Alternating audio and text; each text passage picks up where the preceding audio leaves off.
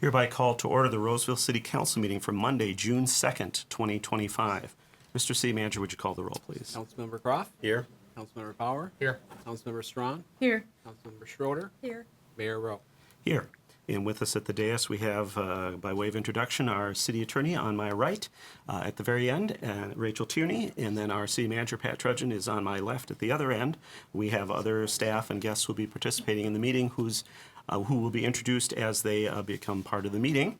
We would ask folks if you have a cell phone to make sure and silence it, or otherwise assure that it doesn't disrupt the meeting this evening. And I will note from a housekeeping point of view, a couple of things. We do have extra copies of the meeting agenda on the back table underneath the big clock by the back door. If you need a copy of the agenda, you can have your own personal copy as long as copies last, and then we can make more if we need to. And then we also have one set of a complete set of the meeting materials in a 3-ring binder on the back table, which is also available for consultation by the public. However, that is one copy, so we'll have to share. And with that, I would ask folks to stand, if you're able, for the Pledge of Allegiance. I pledge allegiance to the flag of the United States of America and to the republic for which it stands, one nation, under God, indivisible, with liberty and justice for all.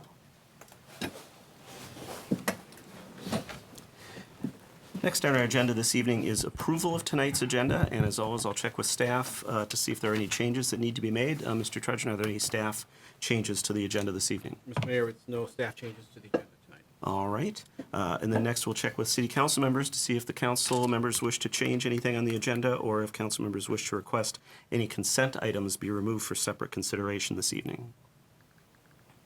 Does not appear to be the case. And then a quick check with members of the public who are here this evening. I just mentioned our consent agenda, which is section 10 at the very end, the bottom of the first page of the agenda. Those items are normally taken up at the end of the meeting. They tend to be fairly routine, like approving our check register, approving purchases over $10,000, some agreements, and those sorts of things. However, if you happen to be here this evening for one of those items to either make a comment or ask a question of the council, we don't want to make you stay till the end. And so this would be a chance to let us know if you're here for one of those items. We'll actually take that item up earlier in the meeting for you to be able to ask your question or make your comment. Is there anyone here this evening for an item in section 10 of tonight's agenda? All right, does not appear to be the case. With that, then a motion to approve the agenda as presented would be in order. So moved. Second. It's been moved by Councilmember Schroeder, seconded by Councilmember Bauer to approve the agenda this evening. If there's no discussion on that motion, hearing none, all those in favor signify by saying aye. Aye. Aye opposed. That motion passes unanimously. We have our agenda for this evening. Next on the agenda is our first opportunity for public comment during the meeting this evening. This is, as always, our opportunity at the start of each meeting for general public comment, not related to agenda items that are coming up in the meeting. We will provide opportunities for comments on those items as they come up, but we do want to always at the start of each meeting provide an opportunity for general public comment, as I said. That's for items that are not on the agenda but may either relate to city business or be of interest to people in the community. And so with that, we'll open it up to see if there's any public comment this evening, and we'll ask you to come forward and have a seat. And while they're coming forward, just the general rules of the road for public comment for folks at home and in the audience Flyer there. is about a Can we display a flyer? 3-minute time limit, certainly. Okay. You just have to introduce yourself at the start of your comment and direct comments or questions to the council. If we can't, under general comment, provide a response or an action this evening, we would generally refer something to staff or bring it back for further consideration. However, I believe you may be here for not that type of matter, just guessing, recognizing some faces. So with that, we'll open it up for public comment. Welcome. Hello, Council and City. My name is Keith Allen. I'm a resident of Roseville, but also employee of Fairview Health Services, but also part of the Juneteenth Planning Committee, part of Do Good Roseville, and that's why I'm here before you today to share some gratitude and acknowledge the opportunity of just celebrating on June 14th. So we're using this opportunity to just give gratitude and thank you all for being a part of the growth of this opportunity that we have had over the past couple of years. What I would say is has become one of the biggest Juneteenth celebrations in the state of Minnesota. That is my proclamation. But it has been something that has been really personal to me as being a new resident of the past 5 years, and being able to galvanize this community to come together, and all has been welcome. And so this is an opportunity, and I know Christina will speak with her time, just to acknowledge what's going to happen on that day. But this is just a reminder that this day is taking place on June 14th to remind you all it is always great to be in community together. So please make time that day. This is our committee personally inviting you all and your staff to come out. We appreciate it, police and fire being present at that event. And so we encourage everyone to come out to this event who's watching, but also you all, as if you all can ask your constituents to be present with us. And so this is my way of just saying thank you for the work that you have done with us to build this up. Even in rain of last year, we had hundreds of people there, and when it was extremely hot, we had over 400 people there, and we expect a great weather day if you all can help provide that as well. But just wanted to say thank you, and just opportunity to celebrate and lift up Juneteenth as we enter the month of June. So thank you. So. Well, good evening, everyone. My name is Christina McCoy. I use she, her pronouns, and I am also a member of the Juneteenth Planning Committee. This is my third year working with the group. I'm also a colleague and friend of Keith's. I work with Fairview, and we are an anchor organization, and so we really like to partner with other organizations that are doing great work in the community, such as Do Good Roseville. And from the standpoint of the work that Keith and I are engaged in, we want to make sure that we are extending health and wellness and connection into the community. And one of the ways that we do this is through building and sustaining these connections like Do Good Roseville has done with the Juneteenth celebration. We know we have a lot of families that attend this event every year. Every year the event continues to grow. This year we have more than 71 folks tabling there, a number of Black-owned businesses. So not only are people able to come and nurture their spirits and their souls and connect with community, but they're also supporting a lot of local business. So really contributing back to that fabric of the local community. And so it has just been my pleasure to be part of that, and we thank you so much for your support. As Keith had mentioned, it's taking place on Saturday the 14th, rain or shine. I would echo the hope for the good weather, so if you could help with that. But we fill the park up with just laughter and joy, and this year we're really excited to be bringing a youth art contest. So we're going to be able to highlight some of the just brilliance in art that is from our Roseville youth. So again, thank you so much for allowing us to join you this evening. We hope to see you that day. Music, fun, dancing, vendors, poetry, dancing, yes, and just a great celebration of Juneteenth. And in this time when we're looking for things for families to be able to do together, we're really excited to be able to bring this free opportunity to the community. So thank you so much for your time. Thank you. Thank you for being here. And for folks at home, once again, it's Saturday, June 14th. From 11 a.m. to 3 p.m., as was noted, rain or shine. The only reason I mention that is I don't think they got the overhead camera showing the brochure as you were speaking, so I apologize for that. But I wanted to reemphasize the day and time again for folks that are watching. Once again, thank you to everyone who's involved in the planning and the partnership with the City of Roseville. We're happy to be a partner in the activities leading up to and on the day of Juneteenth celebration in Roseville. So look forward to it. Yes, thank you so much. Thank you. Thank you. All right, is there any other general public comment this evening? All right, seeing none, then we'll proceed with the rest of our agenda. First item, or the next item on our agenda under recognitions and donations, we have actually a timely item, which is a proclamation related to Juneteenth in Roseville. As is usually the case, I will read the proclamation and then a motion from the council to approve would be in order. The proclamation reads as follows. Whereas on I'll start over. Whereas on January 1st, 1863, Abraham Lincoln signed the Emancipation Proclamation, which established that all enslaved people in the Confederate States were set free. And whereas many slave owners in the state of Texas did not release their slaves, and on June 19th, 1865, General Gordon Granger and his troops entered Galveston, Texas, after the surrender of Robert E. Lee in Appomattox, Virginia. And upon General Granger's arrival on Texas soil, he issued General Order Number 3. And whereas this order officially declared the immediate release and freedom of the remainder of slaves located in Texas, and slaves that were forcefully held captive for almost 3 years after the Emancipation Proclamation was issued, after the Emancipation Proclamation was issued, were finally pronounced free men and free women. And whereas in 1866, black freedmen organized the first celebration of Jubilee Day on June 19th, featuring music, ethnic cuisines, prayer services, and other activities. And June 19th is now recognized as a ceremonial holiday in 47 states, with Texas being the first to declare Juneteenth a holiday in 1980. And whereas Juneteenth is a day of committed reflection and recognizes that across people and nations, historic, ongoing, structurally embedded, and government-sanctioned racial discrimination has perpetuated its impacts upon all of our generations, including to this very day. And whereas the City of Roseville and its leadership strive to be intentional and accountable to identify solutions to undo the harm of the legacy of racial discrimination and slavery in this country. And whereas in June of 2017, Do Good Roseville gathered volunteers driven by the vision of creating a welcoming environment for the Black community in Roseville at Lexington Park in recognition of Juneteenth, to be in community with each other and to honor and celebrate Black culture, beginning a new Juneteenth tradition in Roseville.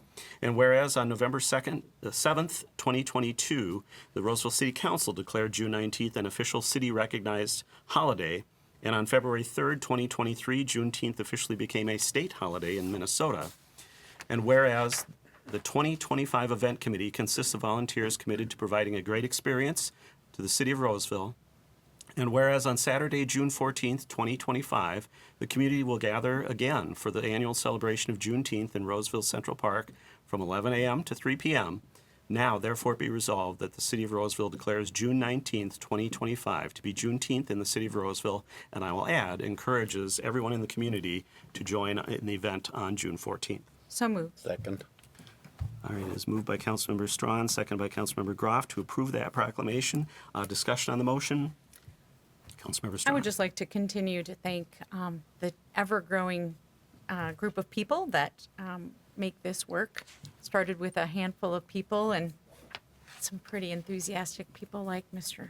Jevi, Dr. Jevi, and it's really grown to be an amazing event, and I'm very proud that we have that here, and I'm so glad we continue. All right, other discussion on the motion? Thanks for all your work. Yep.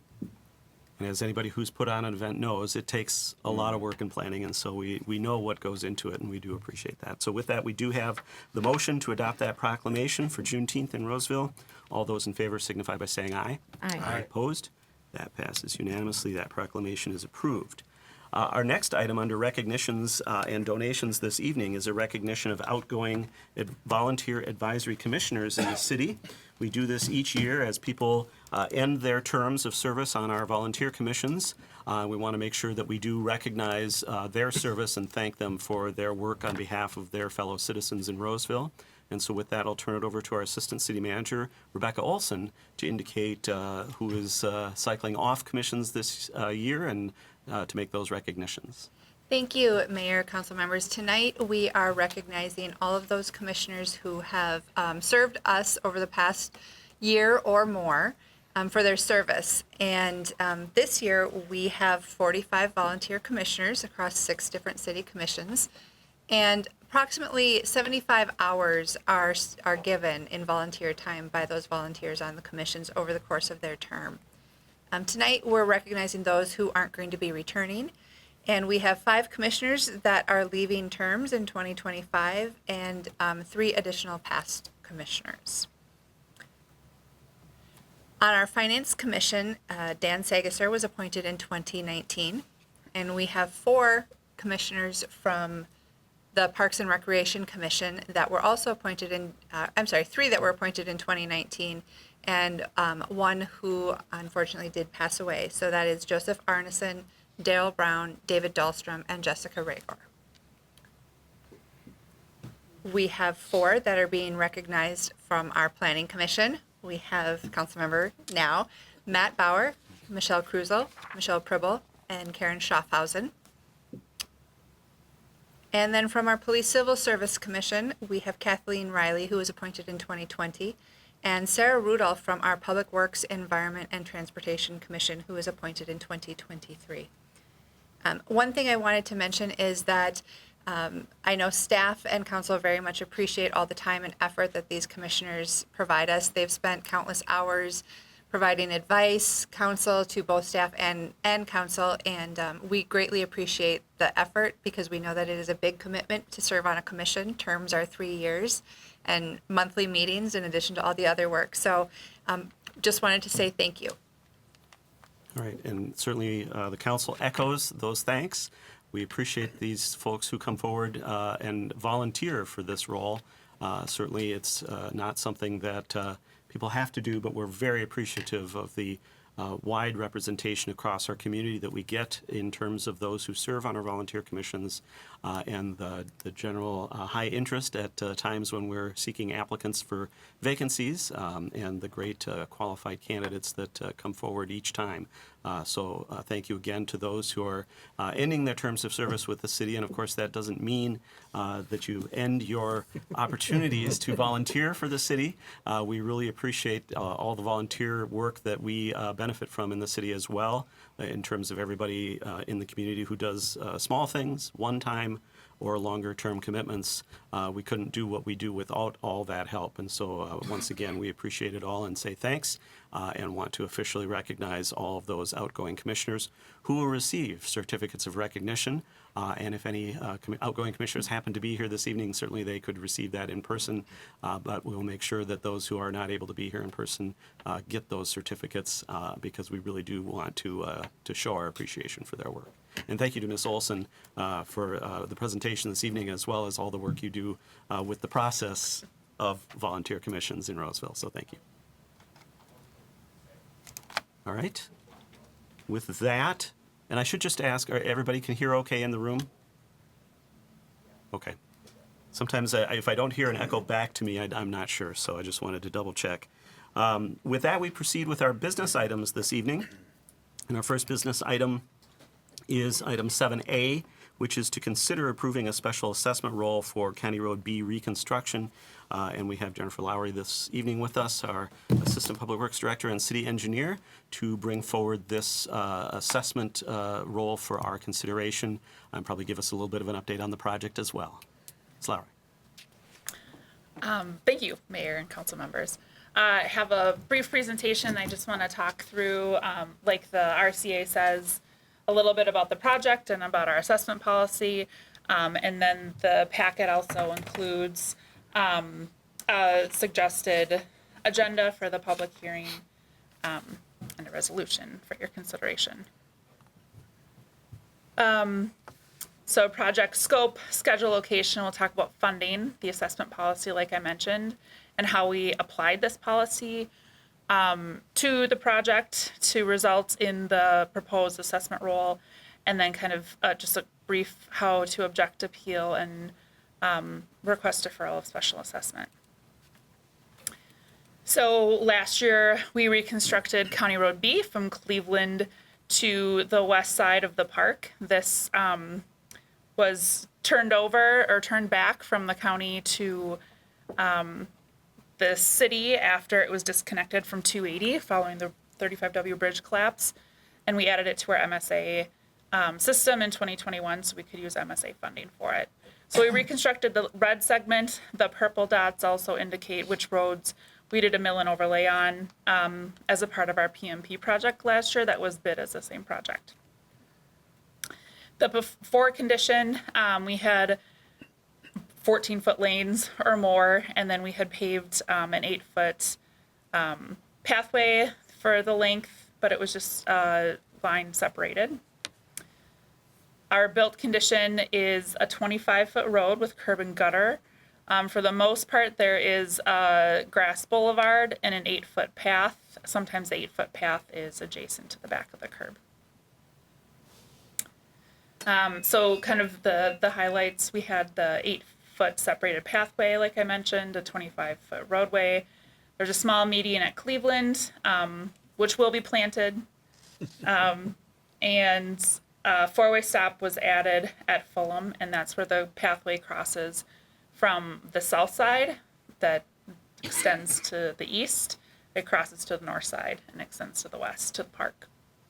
And we prohibited parking on all the new roadway, but for the addition of 4 parking bays. So there's a parking bay in front of the new Sunset Park that is meant for 6 cars, and there are 3 more throughout that are sized for 3 cars.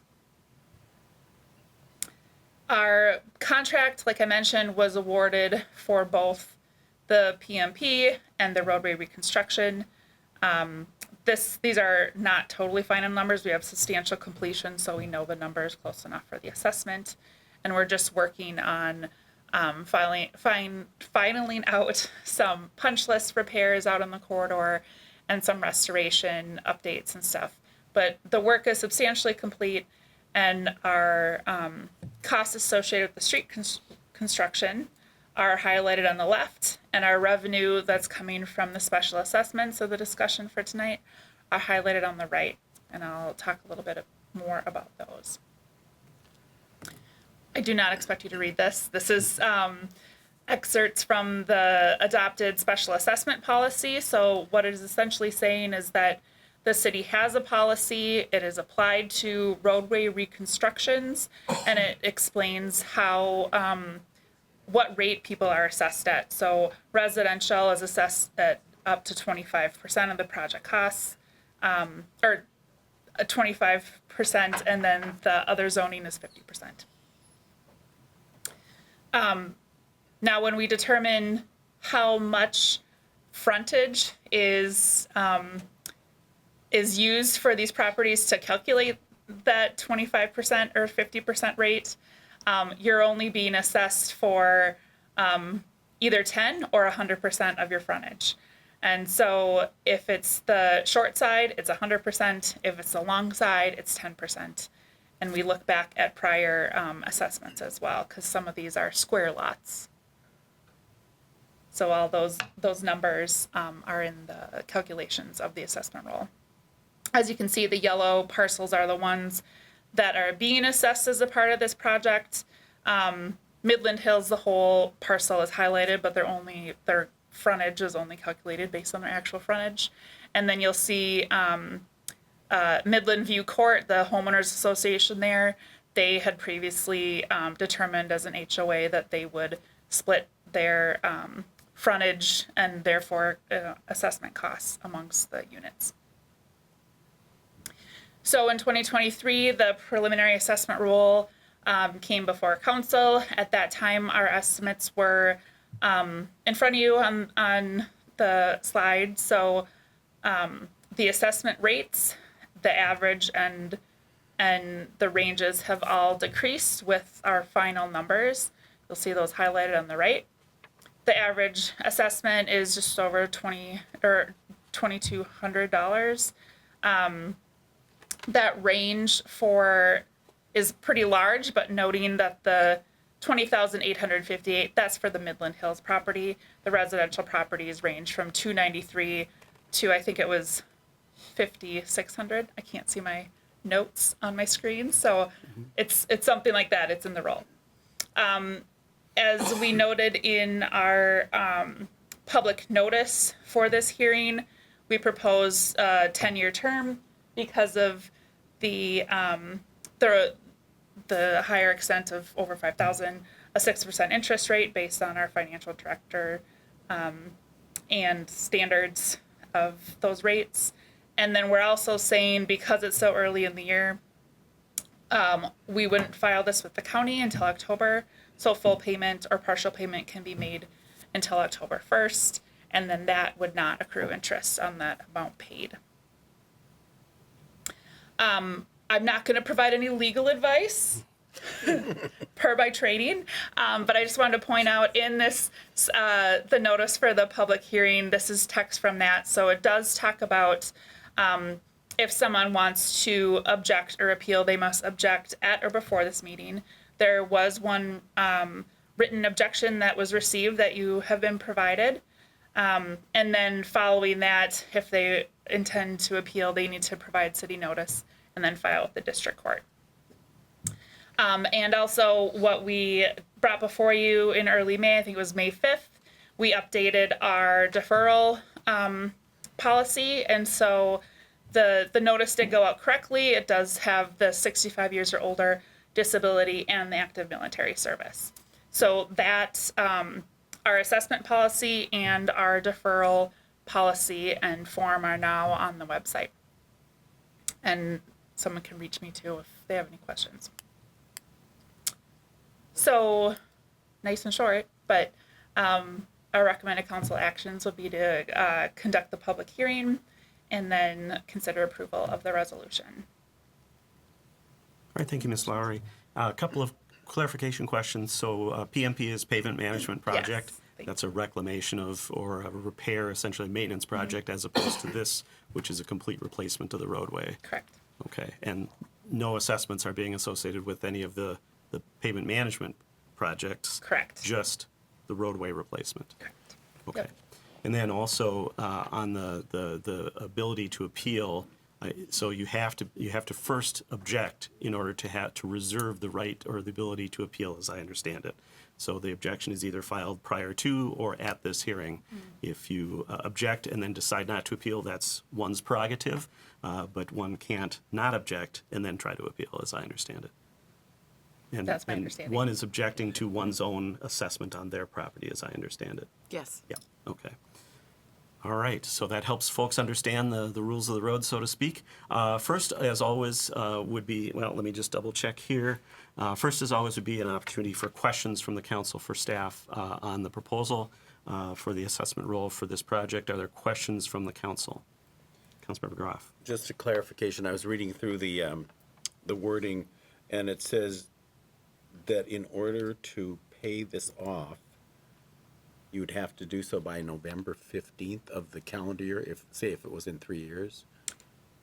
Otherwise, you're charged for the whole next year. Is that how that works? I think Interest so that's not early payment, that's after it's, levied? I believe, and then I think that's how the interest is It's calculated per year? charged. Yes. Well, that was my understanding from reading those Yeah. lines 30 through 37. Thank you. Any other questions? Councilmember Schroeder? Could you again explain where the 6% interest comes from? Is that based on what? It is this is where I might have to pull up my numbers. So it is the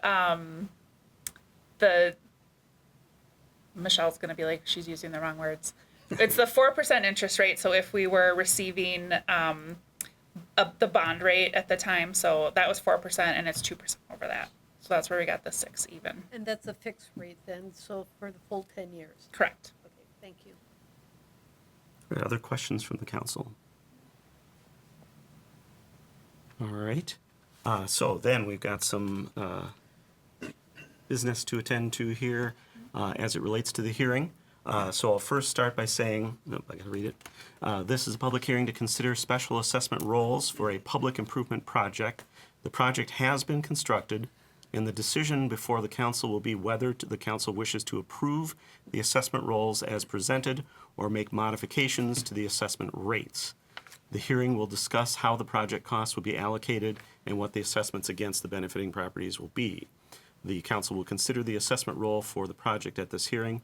The council may, by simple majority vote, approve the assessment role for the project. Mr. City Manager, next is you. Yes, in accordance with Minnesota statutes, Chapter 429, required published and legal mail notices have been provided for each of the special assessment public hearings. Legal notices appeared in the city's legal newspaper, Pioneer Press, on May 15th, 2025. In addition, mail notices have been sent to each affected property owner in accordance with the statute. Mail notices were sent on May 15th, 2025. Affidavits of mailing are available in the office of the city engineer. All right, thank you. So before we get to the public comment or the public hearing part, just a couple of reminders about the rules for public comment, which apply to public hearings as well. By council rule, there is a 3-minute time limit per speaker. You can say a lot in 3 minutes, and if you aren't able to finish within 3 minutes, certainly you can provide written testimony as a follow-up to the council. We also would encourage, if there are a lot of speakers, that we can have a person sitting in each chair and have one person speaking and the next person sort of queuing up and being ready to go. And then that way we can keep things moving fairly quickly. If you want to be next after the two people who are at the table, you can even sort of queue up in one of the chairs in the front row to be ready to jump up to the table when a seat becomes available. We would ask if you have a name that isn't sort of readily able to be spelled by people like us, you may want to, once you're finished with your comments, step to the side and there's a clipboard. You can write your name and spell it out so that we make sure and get that correct for the public record. I should note that, by the way, in this case, because it's a special assessment hearing, you should probably, as you introduce yourself, identify yourself by name and property address so that we can make the connection there in case we have questions specific to your property. And then once again, if you can make comments and direct questions to the City Council, and then at the end of the public comment period or the public hearing, if there are questions that we need to respond to, that will be the time when we'll do that. If they're technical questions, we can refer them to staff. However, if they're sort of philosophical questions about how or why the council might choose to vote for something like this, I guess the council will answer those as part of our discussion, as we usually attempt to do. So with that, I believe I've covered everything. Oh, everyone gets one opportunity to speak per public comment opportunity. So per this hearing, each speaker will have one opportunity. So if you do wish to come up, make the most of it. And with that, we'll open it up and maybe ask Mr. Lowry to have a seat so we free up both chairs and open up the public hearing for this assessment discussion this evening. Does anyone wish to speak at this public hearing? All right, one more opportunity. Seeing no one come forward, then we'll go ahead and close the public hearing and move to council consideration. We have the request before us with the assessment roll as outlined. Actually, I do have a question for Ms. Lowry that I thought of earlier and I forgot, and now it's come back to me. So I appreciate your indulgence there. On the calculation of the average assessment, does the average include the 20,000 assessment for the one property? I believe so. Oh, okay. Yes. So probably the average excluding that is even lower, I would imagine.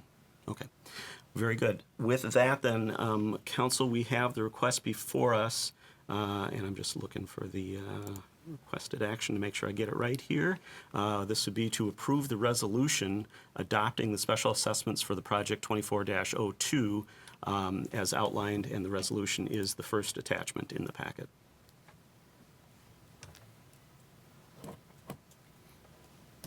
So moved.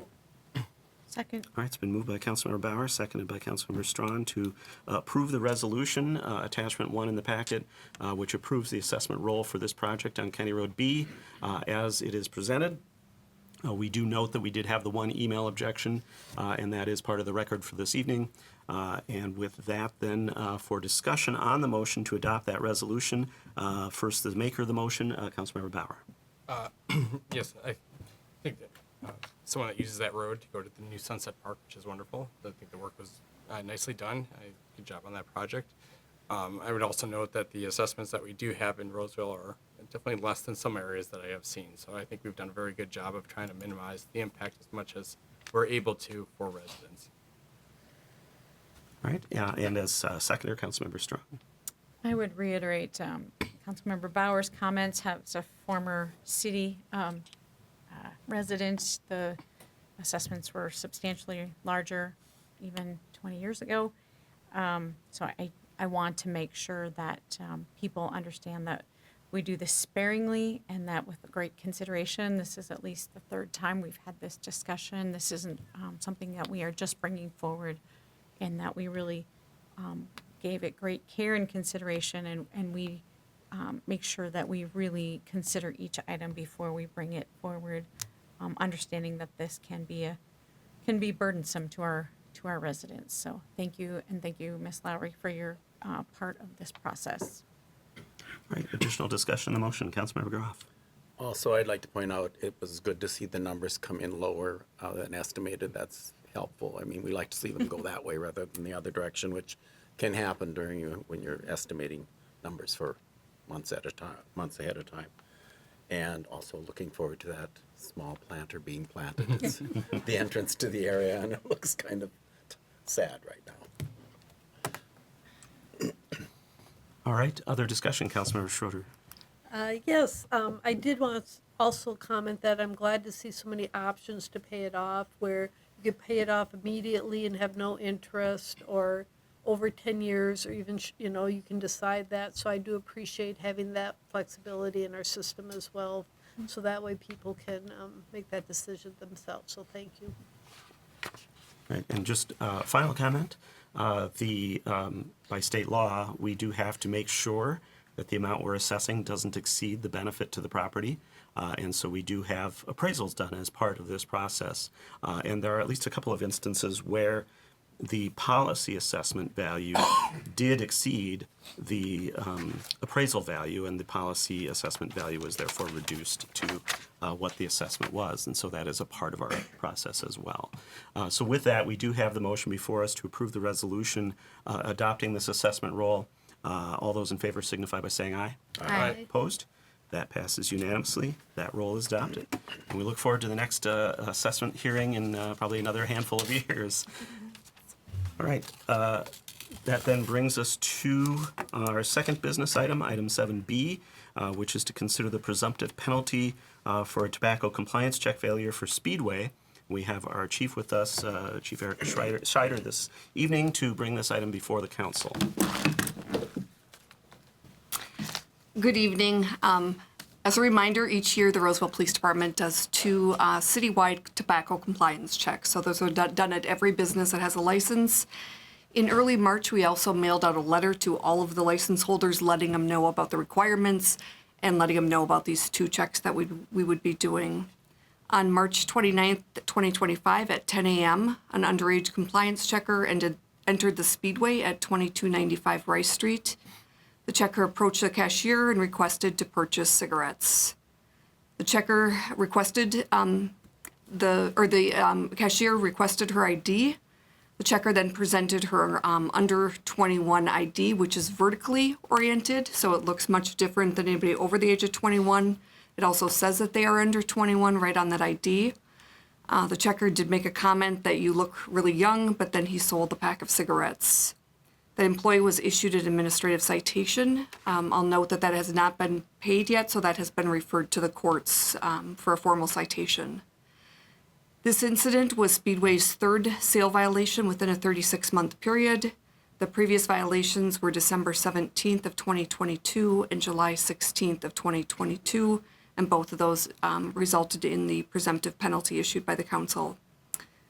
And I'll just note the mandatory minimum penalty for a 3rd violation in 36 months is a $2,000 fine and a 7-day tobacco license suspension. All right, thank you, Chief. Are there questions for staff on this item? Councilmember Strawn. Thank you. Chief, can you remind us of what would happen if there was to be a subsequent failure in the 36-month period? That would be a revocation of the license. Okay, thank you. Right.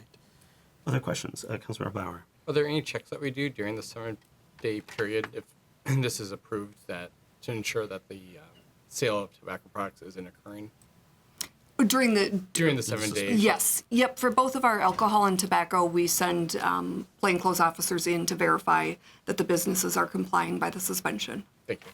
Yep. Other questions?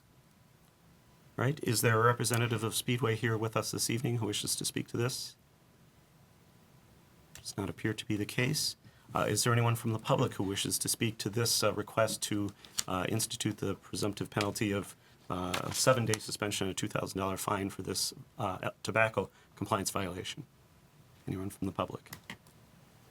All right, with that, we have the request before us to authorize the issuance of an administration of the presumptive penalty as outlined in city code for a 3rd violation within 36 months. Is there a motion from the council? So moved. Second. All right, that was prompt. Councilmember Schroeder moved. Councilmember Gross seconded, authorizing the issuance of an administration of the presumptive penalty. As the maker of the motion, Councilmember Schroeder. Yes, it's very clear what the rules are, so when people are sent letters that this is happening and they know what would the penalty be, so we're very clear about it, so it makes sense that we would go ahead and do this. Right, and Councilmember Groff as the seconder. Yeah, I think it's important for the public to know that we, as the chief said, we send out a letter letting them know this is going to happen. This is not a surprise that we're trying to trick people with. We're trying to work with businesses to make them, help them keep compliant. And they need to do the training. Obviously, that's supposed to happen every year with the staff so that they know which way the license, if it's as you said, vertical, that would be indicated, it's an underage purchaser, and you should deny the purchase. So it is a little, as you can tell, I'm a little frustrated, as I'm sure the police department is, that people don't get this through their sales, their people that are selling, because it is a big cost to the business. You'd think it would be getting their attention 7 days without without sales is a lot of money, and if it happens again, it will be a termination of license. So hopefully this gets their attention. Thank you for the work. Other discussion on the motion? All right, we have the motion before us to authorize the issuance and administration of that presumptive penalty, which once again is a $2,000 fine and a 7-day suspension of the license for sale of tobacco products. All those in favor signify by saying aye. Aye. Opposed? That passes unanimously, and that penalty is authorized. Thank you, Chief. Thank you. All right, next on our agenda is another public hearing. This one is related to the consideration of a liquor license, a new license, I believe, for AMC Theaters Rosedale, located at 1595 Highway 36. And I will turn it over to City Manager Trudgeon to introduce this item in this hearing for the council's consideration. Yes, thank you, Mr. Mayor. Just real briefly, AMC Theaters, as you mentioned, at Rosedale has applied for a liquor license. They have submitted all necessary information, and we are recommending approval of the liquor license for AMC. I would note that this request also is for Sunday liquor and 2 a.m. Liquor license as well as part of that. This is a public hearing. I know there's a representative of AMC that's joining us through Zoom, and perhaps somebody in the audience as well, and so they can certainly answer any questions you have. All right, thank you, Mr. Trudgeon. Are there any questions from the council for the staff on this item? Questions from the council for staff? Councilmember Strawn. I mean, this may be staff or business. Given that we've just discussed a liquor license or a tobacco license failure, I wanted to know what, this is a somewhat unique situation, and I want to know how we are going to make sure that we are not having liquor violations in a very multi-age environment. So I can answer partially, Councilmember Strawn. We always make applicants aware of our server training requirements and make it very clear in that packet of information. I would imagine AMC probably has some other commitments as well as far as training that they can address, but we certainly make them aware that this is a necessary thing that we do look at. Okay, I just know that in a bar, you're generally going to have restricted age, so that's going to make it easier. Maybe a restaurant, there'll be a different policy, but anyone of any age could be at a movie theater at any time. So I just want to make sure that that is a special consideration as we make sure that we just don't want to see you back in 6 months. All right. Are there other questions for staff at this time? All right. This would be an opportunity then for the applicant, if they'd like to speak in support of their application or answer the question that was brought up by Councilmember Strawn. We just ask that you introduce yourself and your role with the organization, and then feel free to make your remarks. Hi, everyone. Hopefully you can hear me okay. My name is Scott Stipsitz. I'm the Director of Food and Beverage for AMC Theaters. And first, I just wanted to thank the council for taking up our application. And I believe also in the room, we have our General Manager of the Rosedale 14, Samantha Harrington, as well as our Senior Manager, Lindsay Pay. I can confirm that they are here. Okay, I appreciate it. Thank you. And the timing of the agenda, us coming up after the Speedway violation, is certainly fitting to ask that question after that concern. What I can tell you is, on top of obviously what the city staff has explained to us as far as regulations, we take that even more seriously, recognizing that we are a family environment. We started looking into alcohol service in our theaters about 17 years ago. And the strategy is really to drive more adult guests to our theaters. It's an amenity that through guest surveys, we found a desire for. But it's also something we take extremely seriously from an ID checking standpoint. So our policy is to ID everyone that looks under the age of 60, which at times can be a little surprising for some of our guests. But we find it's the best policy to follow to ensure that we're always in compliance from a liquor license standpoint. And then the other thing that we do is we have a zero tolerance policy for any type of a violation of our policies related to liquor service. All right, thank you. Are there other questions from the council for the applicant at this time? Councilmember Groff. Do you have any other theaters that you have a liquor license currently at? Yes, we do actually. In the Minneapolis St. Paul market, all of our theaters have liquor licenses. So that would be Eden Prairie 18, Inver Grove 16, Southdale Center 16, Coon Rapids, and Mounds View.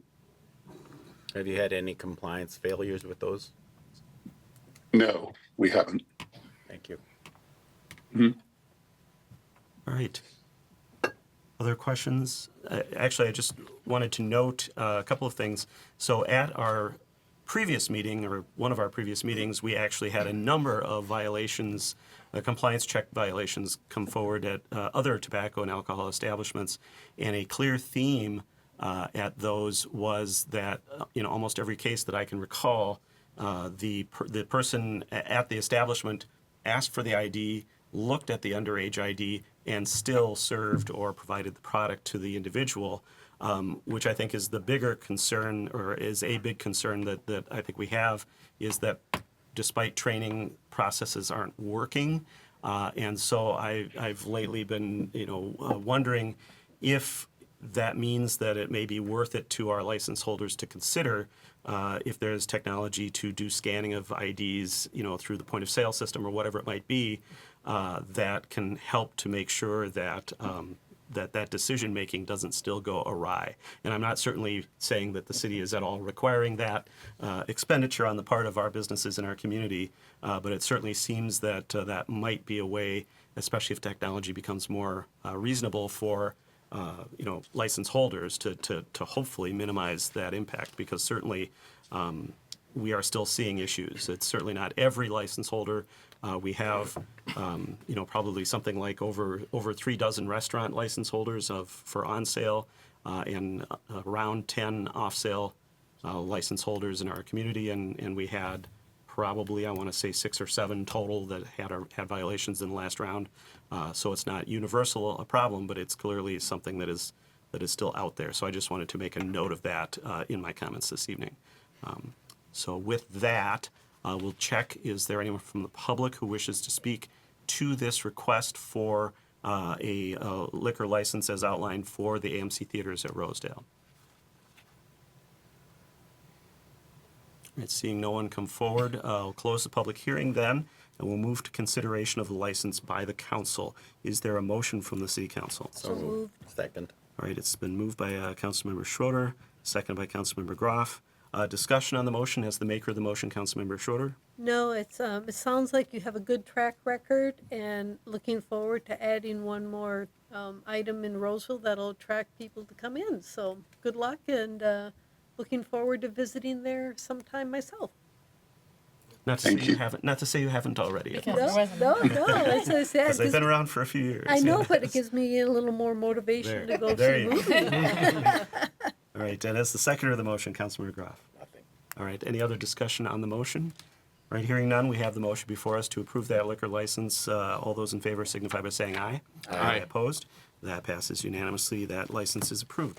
Thank you again for being here this evening, and we don't take this the wrong way, but we hope to never see anyone from your establishment again. Yes. You can count on it. Thank you very much. Thank you. All right.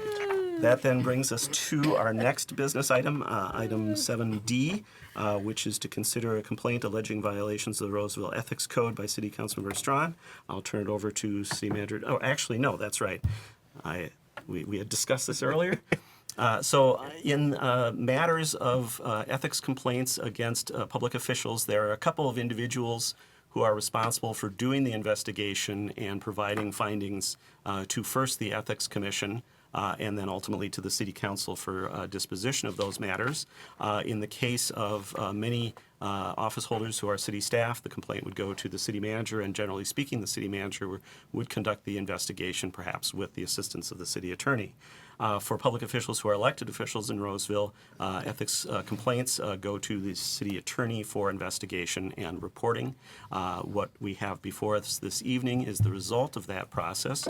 We did receive 2 ethics complaints from members of the public regarding Councilmember Strawn in relation to our discussion of a right-of-way vacation that was had at an earlier council meeting.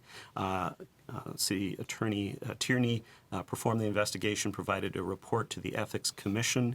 The Ethics Commission considered that report and case and made a unanimous recommendation to the council supporting the findings of the city attorney.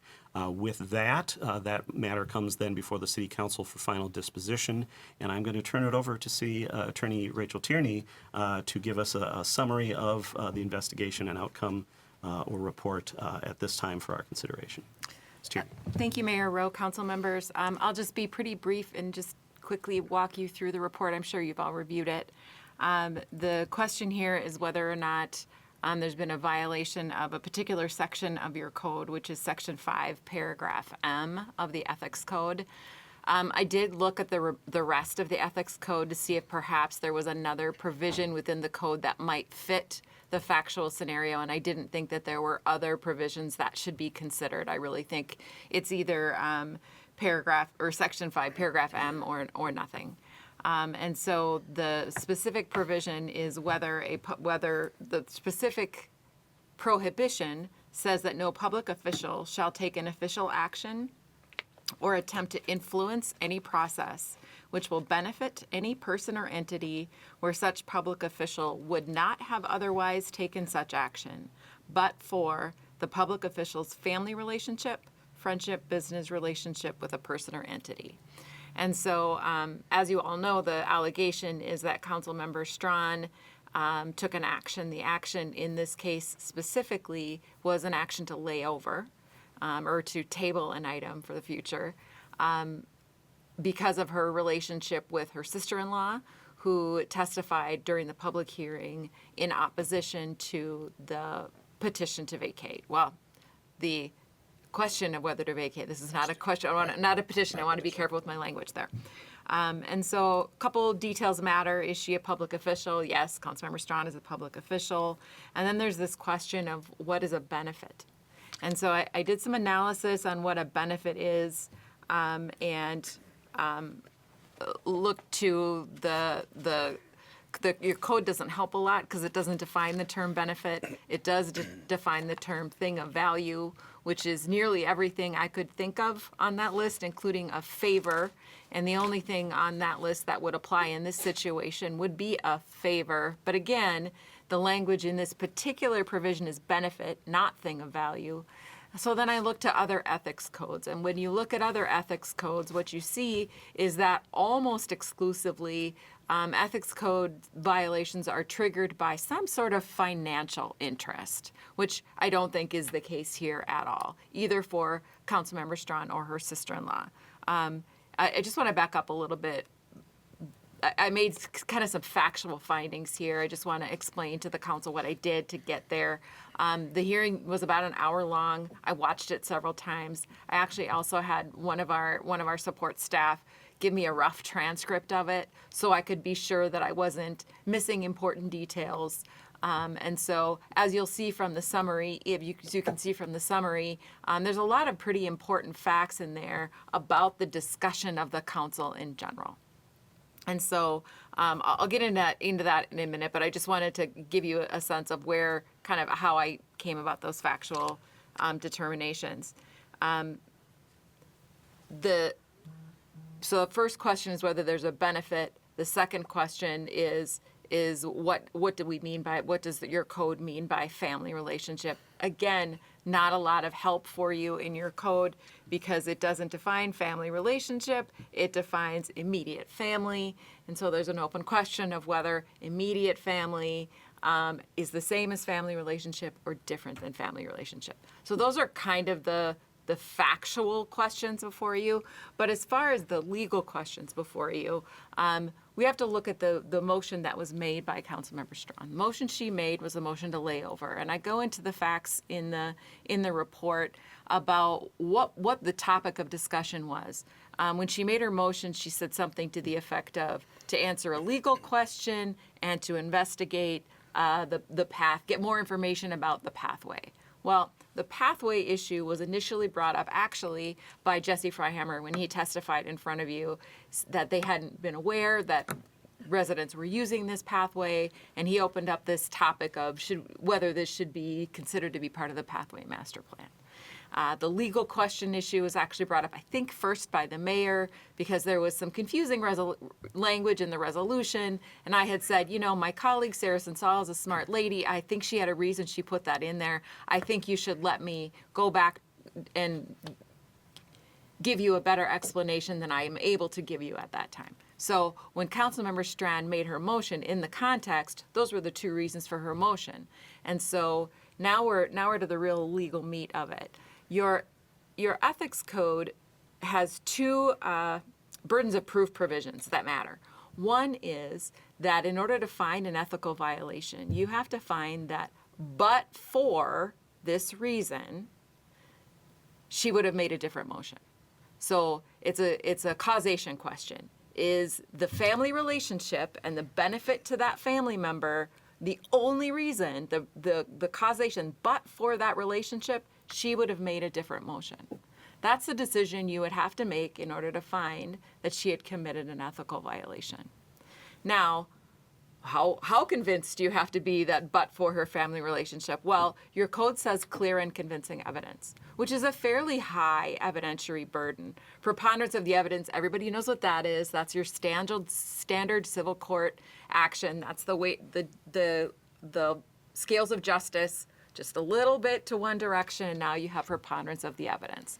Clear and convincing is beyond that standard, is more than that standard. It's not quite reasonable doubt standard. We're not talking criminal conviction here, but we are talking more than your standard civil burden. Not just more likely than not, but clearly and convincingly, was there an ethical violation? And so with that framework, I won't bore you with my further recitation of the facts, but it's my opinion that standard isn't met by the facts here, given the record before the council at the time the decision was made. I'm happy to answer any questions, obviously. All right, thank you, Ms. Tierney. Questions from the council for our legal staff or legal advisor? All right, I don't see any questions from the council. Then we will provide an opportunity for, and so just to note, once again, the report from the attorney is that the finding is that there is not an ethical violation based on the code and the standards in it. The Ethics Commission met and concurred with that conclusion and forwarded the report then to the council for disposition. With that, just to give you the framework, I did want to provide an opportunity for public comment as well. Just would ask folks once again to follow the rules of public comment that we've outlined earlier. 3-minute time limit per speaker. Identify yourself by name and address or street. Refer comments or questions to the council.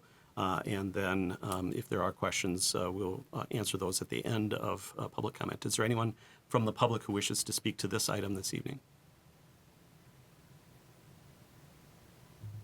All right, does not appear to be the case. We'll close the opportunity for public comment and move to council consideration. We do have, as was noted, the report of the attorney as well as the concurrence by the Ethics Commission before the council this evening.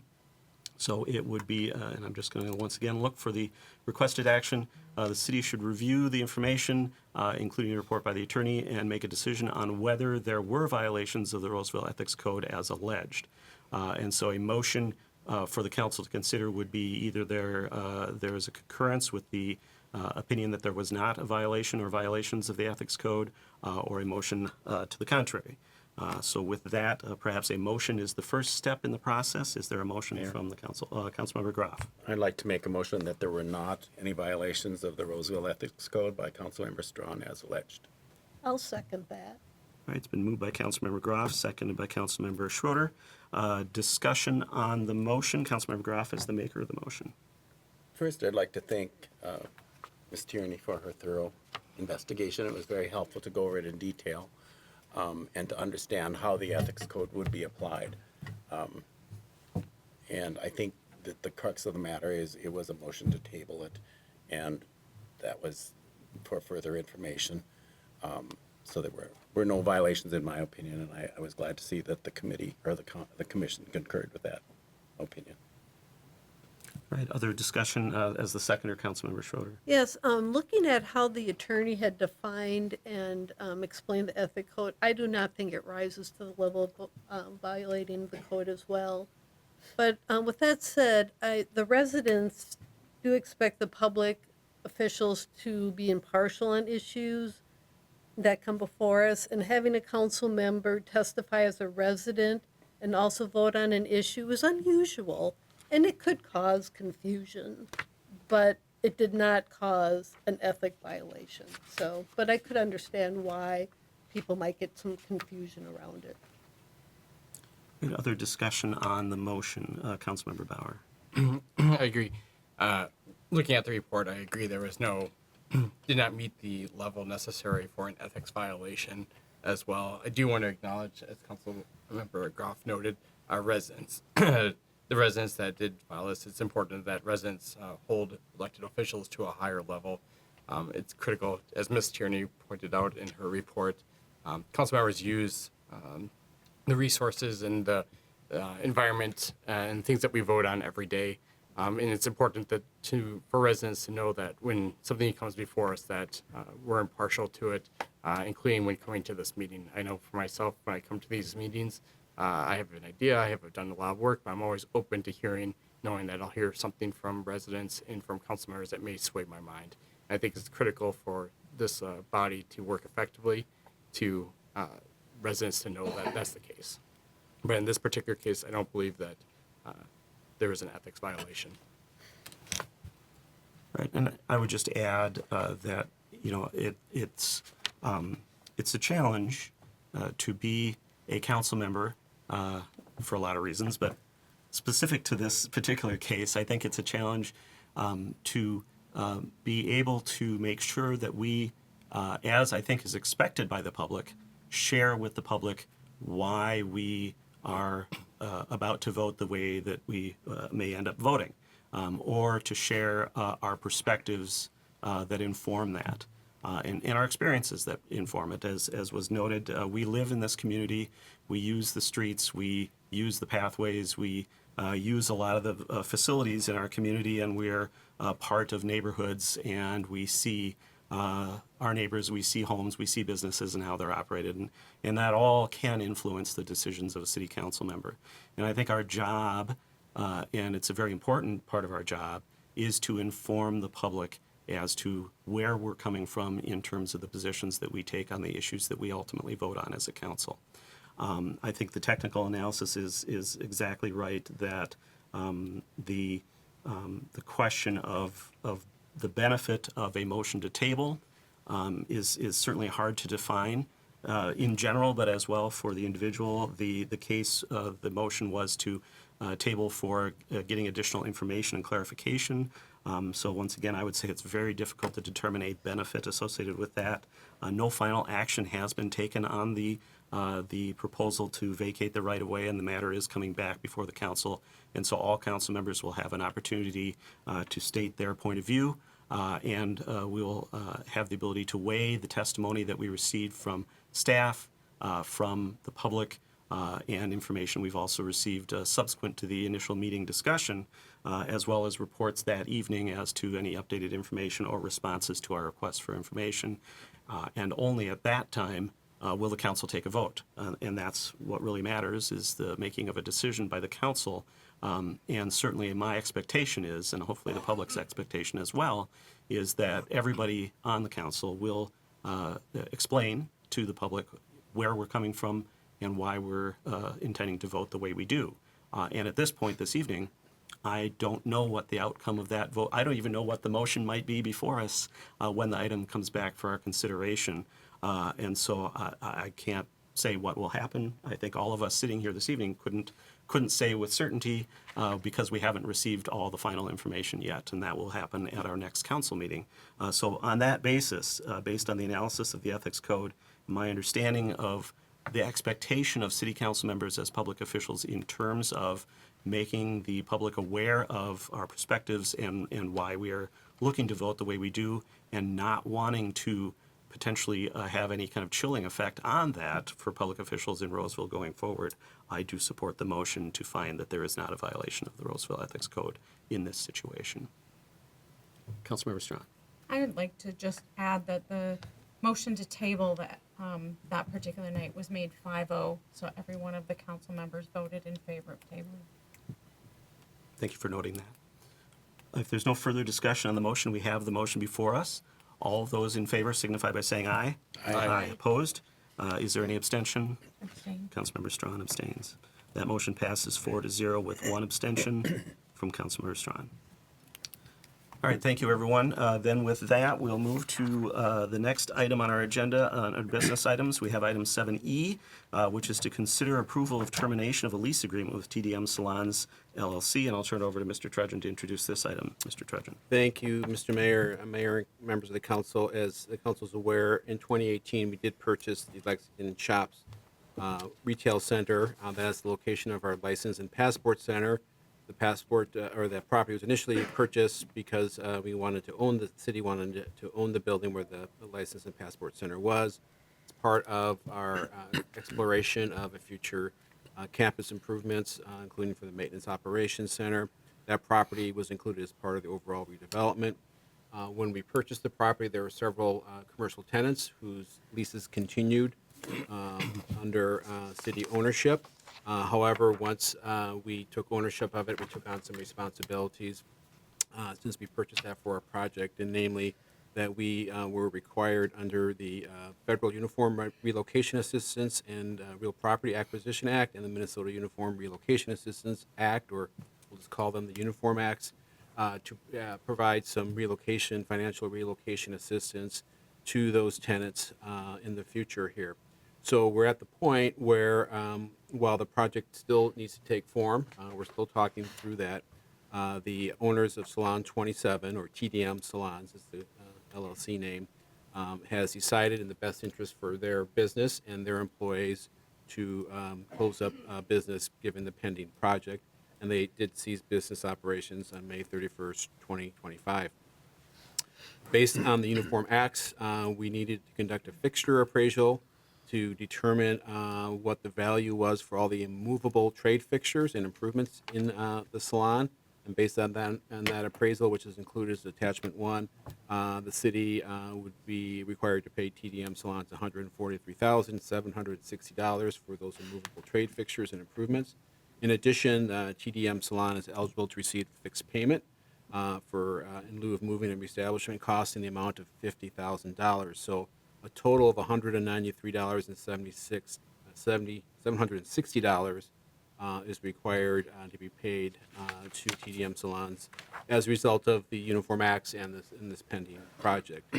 I would say that the Uniform Acts are very purposeful to provide assistance to tenants or property owners when there's a government action for a project. It's often used as part of any road right-of-way and or highway improvements, but also for cases where there's redevelopment on here. It's very strict, and we have made sure that we've certainly complied with it, but if there's any opportunity for us to do anything different, we would certainly do that, but this is where we're at as far as the total amount that would be required to be paid as part of the project. As I noted back when this was first purchased, this relocation dollars is always going to be a future cost for the city, and we'll have, we have 2 remaining tenants, and we'll have those costs at some point in the future. And I would note that we have worked with the tenants for as long as possible to keep them in there for them to have a viable business and also to receive rent revenue on behalf of the city to offset our costs. And at this point, I did not indicate that they had to leave, but they made that decision on their own, given, like I said, the best interest of their business and their employees. I would also mention that this amount of dollars would be covered by the sales tax revenue and talking to the bond council. This would be able to be paid by the sales tax revenue. On the short term, we'll just utilize general fund for cash flow. We have a separate account as we collect sales tax starting July 1st. We'll reimburse the general fund for that. So that's a long way of saying that we have an agreement for you to consider, termination of lease agreement prepared by the city attorney that would actually terminate the lease agreement, and it also discusses the payments that we are talking about, giving them tonight. Assuming approval of this, we will then cut that check to TDM and remove our obligation for them moving forward. So with that, I'll be happy to answer any questions, but the actual motion here would be to approve the termination of lease agreement with TDM. All right, thank you, Mr. Trudgeon. Are there questions from the council? Councilmember Schroeder. So they stopped business as of May 31st, and have they actually moved out as well? Yes, actually they have. They had till today, and I walked over there about 3 o'clock, and it was empty of all their stuff. We were going to do the final walkthrough on Wednesday, just the checklist. But from what I could see, it looked pretty empty in there. Okay, thank you. And empty of everything but their immovable fixtures. Yes, those stuff are still All right. Other questions from the council? Councilmember Bauer. Are there any concerns on this termination of lease agreement? The dates in there will be prior to us actually executing this agreement. I guess that's maybe a question towards you. No, I don't have a concern with the difference in the dates. The Follow. when was the fair market study done? It was completed, I think, sometime in December. Okay, yeah, I see a date of January 22nd. Yeah. Now it's June. 6 months have passed. They just recently moved out. We haven't done any depreciation on additional depreciation. The numbers here are based on depreciation of, I would assume, December 31st or something. Right. So, yes, you're correct, Councilmember Bauer. This took a little while to get across the finish line. The business owner wanted to understand what that potential payment would be before they make the final decisions, and it did go back and forth. I did indicate to them that if we went past June, that's a full 6 months, we would probably have to do an update to the appraisal. So we're right at that line. I did talk to the appraiser, and if we were to add another 6 months, this is just an estimate, that's anywhere between $3,000 to $3,500 potential difference. I would also mention that we Another have 6 months beyond June, you mean? Just to clarify. no, from December Oh, okay, I for see. this year, Okay. if that would be factored in. There's things he didn't factor in there as any other inflationary costs that may have been there, so that was just back the napkin estimate. So $3,000, $3,500 is real money, of course, but also in the overall totality, I'm not sure that makes a significant difference. They've also agreed to this amount here, so I think it'd be a challenge to go back at this point to do that. But certainly we can do what the council desires, but they have signed the agreement and they're ready to move on with this agreement. And so I would not recommend looking to do that again, but that is up to the council. Thank you. Other questions for staff? Councilmember Strawn.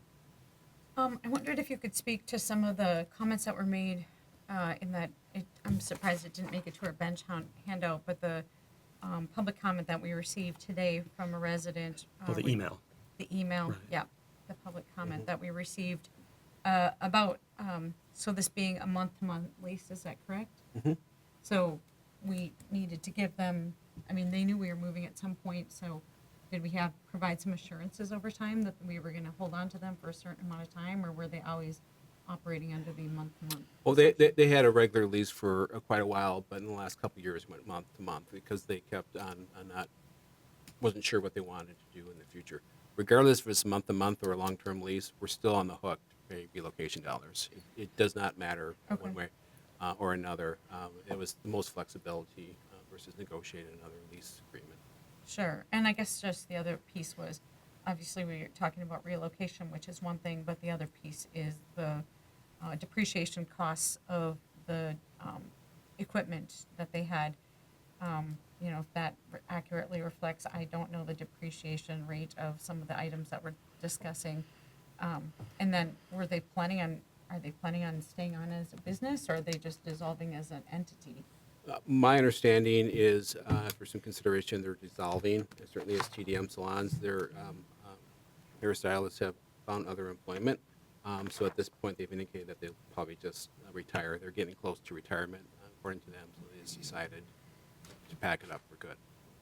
Okay, so there is no motivation to try to resell any, we don't have to expect that they would try to recoup some of the cost, we are just paying them all? So there's movable items and immovable items. So they've taken all the movable items. Okay. So the chairs, for instance, they would take that, and they're probably sell. I'm not sure what they're doing. I'm Okay. not sure it matters one way or another, but yeah, they potentially could sell it. We have ownership of the immovable things, the sinks, the plumbing, the stuff, the soffit lights, and things like that. We will try to sell those the best we can. I can't guarantee any return on that, but that could help offset something potentially. But so we are retaining the immovable, but they took the movable items. Okay. I don't know in real estate, so I don't know if that's standard practice that arrangement like this would be negotiated in this type of situation. Well, once again, it's a little different because we're government. First of all, they've made all the tenant improvements when they came in 2014. So all those improvements, whether it's the soffit lights to the sinks, that was all their cost. Initially, it was just a shell of the building before. So, and obviously, we're not looking to reuse that space for a hairstylist or any other type of business. In fact, we're looking to potentially tear that down. So there's no real value beyond just sale value for folks that may be interested in purchasing. What are the other two businesses that remain there? So there's Huntington Tutoring. Learning. Yeah, Huntington Learning and the gas station. And are we expecting similar or more costly move-out costs for each one of these organizations? I think each one is different. Huntington is more of a space that is used for learning. Doesn't have a lot of trade fixtures. The gas station is a whole nother ball of wax. And I think that would be quite expensive. But I can't say either way. And have these costs been considered as we figured into our plans for the renovation of that area? Yes. Okay, Yep. thank you. Yep. Yep. It has. Now it's an estimate because you never know until you actually go through it. Other question?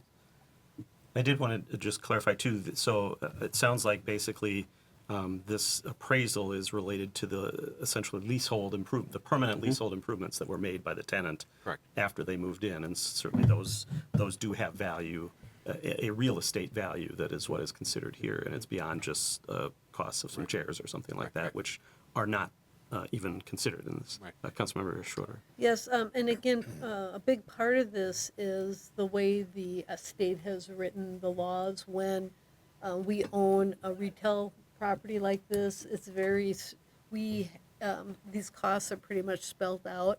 So it does tie the ability to negotiate any type of deal, because we have to do it by the letter of how they have it in the law, correct? Yeah, based off of appraisals, based off of the standards, there's some set figures on And the there. moving amount and Moving all amount, that, yeah. yes. And remember, this is all predicated that if we did not purchase that building for a future Yes. project, they would still be there, and they are moving against their wishes. Now, over the course of time, businesses kind of come and go, but Yeah. the fact that we're in the chain is always going to trigger that, and it's both federal and state law. I think it's the federal law's been in place since 1970, so Yep. it's been very specific. And that's always going to be a cost of doing business for any time we do any type of redevelopment, whether it's this project or some other property. Over my career, I've been involved in these, and the outcome's the same. We have to pay the appropriate amount. You have to factor that in. And I would say a comparable situation is when the city acquires property for redevelopment purposes, say through a condemnation process. The law requires that the property owner receives fair compensation, usually based on appraisals, and we've been through a little bit of that in some of our prior efforts as a city as well. So, excuse me, it's very comparable. All right, we'll double check if there's anyone from the public who wishes to speak to this item that's before us. Once again, this is to authorize entering into the agreement, essentially closing out our relationship with this particular entity in the strip center that the city owns. Does not appear to be the case. Is there a motion from the city council? So moved. Second. It's been moved by Councilmember Groff, seconded by Councilmember Bauer, to authorize entering into that agreement as outlined. Discussion on the motion as the maker, Councilmember Groff. Well, I appreciate the discussion on the council, but it's pretty clear that this is regulated by law, so this is the procedure we need to go through if we're going to move ahead, so I'm supporting it. All right, other discussion as the seconder, Councilmember Bauer. I agree with Councilmember Groff. This is the unfortunate consequences of local government owning property. All right, other discussion on the motion? Hearing none, all those in favor signify by saying aye. Aye. Aye opposed? That passes unanimously. That agreement is authorized. Next, we have a number of actions related to our prior action updating our code to allow for certain pre-existing billboards in the city to be converted to electronic forms. We have one particular case coming before us this evening, which involves an agreement as well as some cleanup of some text in the code that we did at that time. And so I'll turn it over to our city planner, Thomas Paschke, to bring this item for a consideration this evening. Mr. Paschke. Good evening and thank you, Mayor, City Council. You said most of it, but I'll go through it all. So back in January 27th, you approved some modifications to the sign code and a couple other sections as it relates to the conversion of static billboards to digital displays or dynamic billboards. And as a part of that ordinance amendment, there are several things in that ordinance that have to either be considered, reviewed, and or approved by council. So it's all predicated on receiving a permit. We received a permit for the static billboard at 2560 Long Lake Road. Staff has reviewed all the items that we need to do as it relates to distance, proximity, height, those types of things. And that permit is pending your approval this evening. And so we've basically are in support of those items. The next item has to do with approval of an agreement. The agreement that, in essence, is related to the sign itself, as well as how the items are displayed and things. You have a copy of that as a part of your packet. I've worked with our city attorney as well as Clear Channel Outdoor to get that to you in the form that it is. It's probably why it's taken a little while. There's some back and forth that we had to do and a couple of other things, but everybody is in agreement with that agreement, I guess. And then as a part of the agreement, you need to, in essence, establish, in this case, based on what the attorney is recommending, a policy related to the content for advertising. And so you have that as well, the policy before you. If you have any questions related to that, I direct those to the city manager. I'm not privy to that. I just produced the staff report and worked on the agreement. And then lastly, obviously, is amendment. As you recall, you made a motion to modify one of the items that was contained within the ordinance that staff brought before you, which was changing 8 seconds, I believe it was, to 12 seconds, which in essence changed the number of views and those types of things. So what we're requesting is that the seconds be stricken from the text, and it just says 20 hours of time that is given for public display. And with that, our recommendation is to approve the agreement, the modification to the ordinance that you adopted, and then if you have questions related to the policy, to ask those to Mr. Trudgeon. All right, thank you, Mr. Paschke. And I was just going to clarify, so we're not being asked this evening to take any action on the policy. That's an administrative policy of the city. Yes, that's correct. That's how we drafted it. We wanted to include it for information, so just so you're aware that there is some policy behind it. And certainly would happy to take any input you would have on that, but we weren't looking for you to officially adopt that. So the two actions are to approve entering into the agreement and to approve the ordinance, the ordinance amending the code as outlined with the technical amendment. Correct. And just to double check, I don't know that there's any reason we couldn't take both of those up as a single motion. Doesn't seem to be a problem. All right. With that, are there questions for staff and council members? Is there anyone from the public who wishes to speak to this item this evening? Does not appear to be the case. We do have a representative of Clear Channel this evening. Is there an elaborate case you'd like to make for this item this evening, or are you just here for questions? Good evening, Mayor, City Council, Matthew Island, Clear Channel Outdoor. No, I just want to take time to certainly thank you and especially your city staff again for working with us on this ordinance amendment that's going to allow us to invest in your community by updating our signs to the current technology. So we're very excited to do that. It's going to allow us to provide more opportunities for your local businesses to advertise and allow us to further a commitment to the communities we serve in by the public service messaging we're getting adopted tonight, so we can provide that messaging. So again, thank you for your consideration in working with us. All right, thank you. All right, we have the request before us to approve entering into the agreement as well as to approve the ordinance amendment. Is there a motion from the council? So moved. Second. All right, it's been moved by Councilmember Schroeder, seconded by Councilmember Bauer, to approve the agreement or authorize entering into the agreement as well as to approve the ordinance amendment. Discussion on the motion, the maker of the motion, Councilmember Schroeder, seconder, Councilmember Bauer. All right, other discussion on the motion? All right, hearing none, all those in favor signify by saying aye. Aye. Opposed? That passes unanimously. The agreement is authorized and the ordinance is amended. That then brings us to our final business item under business items this evening, item 7G, which is to consider an update to the residential sanitary sewer backup cleanup assistance policy.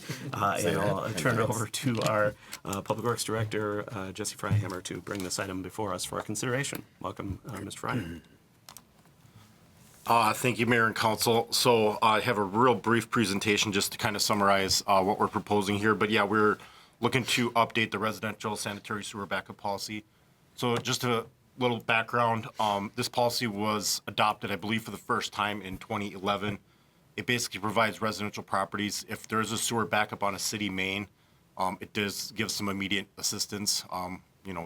Obviously it's no fault of their own that there was a backup, but it does allow for some immediate cleanup, and that usually helps calm the situation down in a lot of cases. So basically under the policy, the city does hire a vendor, and then we cover the costs up to $5,000 to do that reimbursement. And then there is also in the policy about a backflow preventer. This policy is not used as frequently, but we can help pay for that if people are concerned that, or residents are concerned that they're going to continually get sewer backups. I will say the backup or the backflow preventers, we've only maybe done 3 or 4 in the last 10 years. It's not as common maybe as it was, a while ago. So on average, we've typically do 5 to 10 cleanup assistants per year. It varies, but most of them do hit, the costs do vary, but most do hit the $5,000 cap. And then the current budget we have in the sewer fund for sewer claims, which this would be under, is $26,000. Needs for the change, the big one is really the costs of cleanup has gone up, so that's why staff has recommended the change.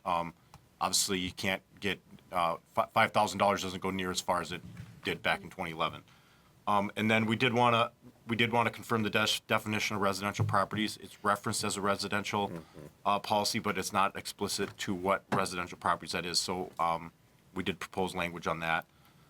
The other big proposed language, like I said, increasing the cleanup per incident per property from 5,000 to 7,500.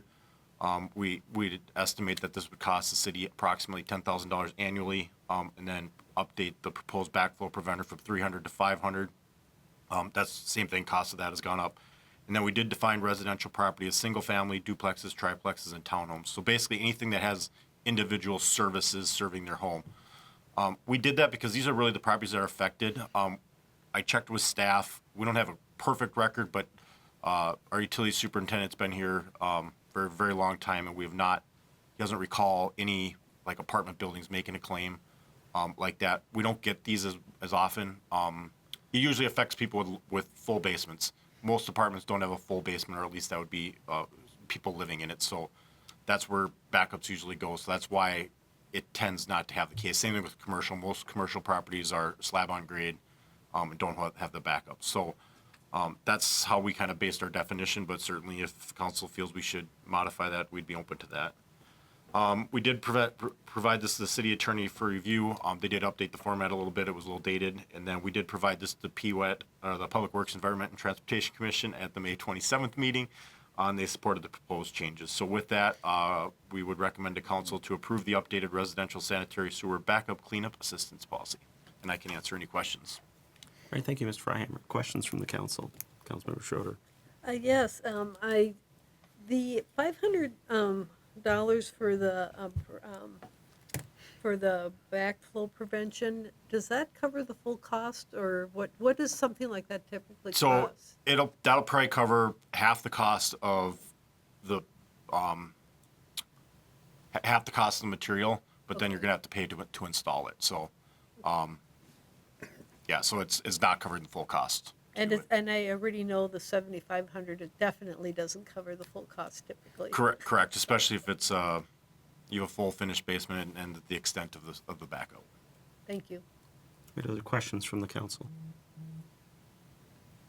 Right, seeing none, I will double check if anyone from the public wants to speak to this update to the policy. It does not appear to be the case, given that we seem to be kind of lonely in the chambers here at this point. With that, then we're being asked to consider updating the policy as presented. Is there a motion from the council? So moved. Second. All right, it's been moved by Councilmember Groff, seconded by Councilmember Schroeder to update the policy or approve updating the policy as outlined. Discussion on the motion. Councilmember Groff is the maker. I think it was a good step to review this. I mean, obviously the costs have gone up and this will not cover anybody's cost totally, but maybe it makes them feel a little better about it. And if they put the backflow preventer in, at least they used to, places that were chronically getting problems with it, it stopped that process. So, and they can get insurance for those things too. I mean, they have homeowners insurance, hopefully, to cover some of it. Okay. Councilmember Schroeder is the seconder. Yes, I have heard from people in the past that the 5,000 was inadequate, and so I'm happy that we're looking at this because I think it's a good gesture for our residents that we're going to up this. So it's a really good idea. Other discussion on the motion? The only thing I will add is I think one of the benefits that we noted at the time, and I think it continues to be the case, is the city contracting to have the work done. Because that's a very stressful moment for people who have had a backup in their home. And as we know, in a lot of cases, not all contractors are well vetted and sometimes are taking advantage of situations. And so this is an opportunity for some peace of mind for the resident that's dealing with a lot of stress in that situation anyway. So that's another benefit, and I'm glad we're keeping the policy in effect for sure because of that. With that, we have the motion before us to approve the update to the policy as outlined. If there's no further discussion, all those in favor signify by saying aye. Aye. Opposed? That passes unanimously. That policy update is approved. Thank you, Mr. Fryhammer.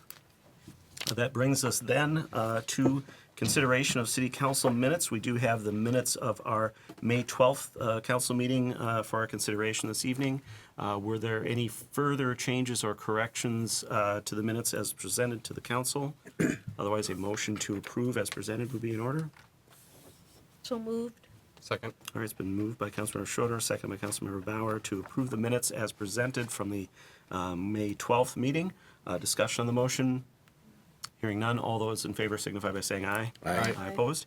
That passes unanimously. Those minutes are approved. That then brings us to consideration of our consent agenda this evening. No items were removed. Mr. Trudgeon, could you give us an outline of those items this evening? Yes, thank you, Mr. Mayor. Item 10A approves payments in the amount of $1,254,175.29. Item 10B approves the expenditure to conduct a condition survey of 28 miles of roadway and 23 miles of concrete sidewalk with Good Point Technology in the amount for the amount of $17,275. Item 10C approves a series of business licenses, including 25 cigarette tobacco products licenses or age-restricted cigarette tobacco licenses, 2 private gas pump licenses, 26 massage therapy establishment licenses, and 4 veterinary examination licenses. This is the bulk of them. I think we have a couple stragglers that we'll probably take care of at the June 16th meeting. Item 10D approves a license agreement with the property owners at 560 Ryan Avenue to install a private driveway, sanitary sewer, and water service connections within unimproved right-of-way. Item 10E approves applying for the Community Crime Intervention and Prevention Program Grant to continue funding for the police department's embedded homeless outreach worker and a dedicated staff support position to assist in the administrative task for that position. And then finally, item 10F requests approval to enter into a 3-year janitorial services contract with a company called Environmental Control starting January 1st, 2026. This contract will result in about an 8.3% cost decrease from the 2025 pricing from our current vendor. And that is our consent agenda. All right, thank you, Mr. Trudgeon. Is there a motion on the consent agenda? So moved. Second. It's been moved by Councilmember Strawn, seconded by Councilmember Groff to approve those items. Discussion on the motion. I just wanted to add that environmental control, I really enjoyed their business statement, and that's a really nerdy thing to say, but I don't know. I look forward to the savings, but I also appreciate the time and effort they took into making cleaning sound interesting and like it's really valuable. Everyone knows when it's not clean the way they want it to be, so appreciated that. And then, of course, we all appreciate the ongoing effort to keep Carrie McCullough on our crime prevention team, and any efforts there can be made on that are deeply appreciated. Right. Other discussion? Councilmember Bauer. Yeah, it was nice to see the new vendor for the janitorial services, and I would just encourage staff to look at more vendors and look at vendor consolidation and rebidding these things. There's a lot of opportunities with the current environment to save money. Right. Duly noted. With that, if there's no further discussion, we have a motion to approve the consent items. All those in favor signify by saying aye. Aye. Opposed? That passes unanimously. That then brings us to our catch-all at the end of the meeting, future agenda review, communications reports, announcements, and council member initiated items for future meetings. First, we'll begin with the future agenda highlights, as noted here. Mr. Trudgeon. Yes, thank you, Mr. Mayor. Our next meeting is June 16th. We have a pretty packed and full meeting. We'll have the consideration of the Aldine right-of-way. We'll have a joint meeting with the Finance Commission. We'll receive a presentation from the Axtel Group about the police department allocation study. We'll also receive a report from PKV regarding the Civic Campus Master Plan. And then we're also, this is fairly procedural, but I did want to bring it forward as a business item versus consent. Set the date for sale of issuance of the GEO equipment note to purchase the electric fire engine. It's been a little while since we talked about it. This is just kind of setting some dates up into the future. I wanted to bring that for discussion. Reminder, Rose Fest Parade is June 23rd. That I think most, if not all of you, will be participating. I'll as we get a little bit closer, I'll give you some instructions, but the parade starts at 6:15, so obviously we'll need to get there before, but you've all been through it before, so you know. But also mention, I shot a late email in the day, but Taste of Rose Fest is on Thursday, June 26th. I do have tickets if you want to buy them from me, or you can buy them online or from other Rotary members as well. On July 7th, so we only have 2 meetings in June at this point. July 7th, we will bring back a discussion with the streetlight policy that was initially brought forward by Councilmember Groff. And then also at that meeting, we'll talk about any changes in the property tax base that we're aware of, any legislative changes, depending on what they do down there, and if there's any discussion on city council budget goals. We have 2 meetings in July. We do have an EDA meeting on July 14th. We have 2 meetings in August. There's not a date called August 251s. That's August 25. I guess there was one extra number in there, so those are our meetings for that time. So really, we only have a few meetings in the summer. If you look at it, we have 1, 3, 4, 6, 5, 6 meetings. I can't do math. Right. Six more meetings left before Labor Day. So Wow. All right. Time will fly, as it always does. Yep. Questions on the future agenda from council members? Any council member requested items for future agendas, or reports, or announcements, or communications? If there are none, the only item left on our agenda is a motion to adjourn. So moved. Second. It's been moved by Councilmember Groff, seconded by Councilmember Strawn to adjourn. There is no discussion on a motion to adjourn. All those in favor signify by saying aye. Aye. Aye. Opposed? That passes unanimously, and we are adjourned at 7:39 p.m. Thank you, everyone.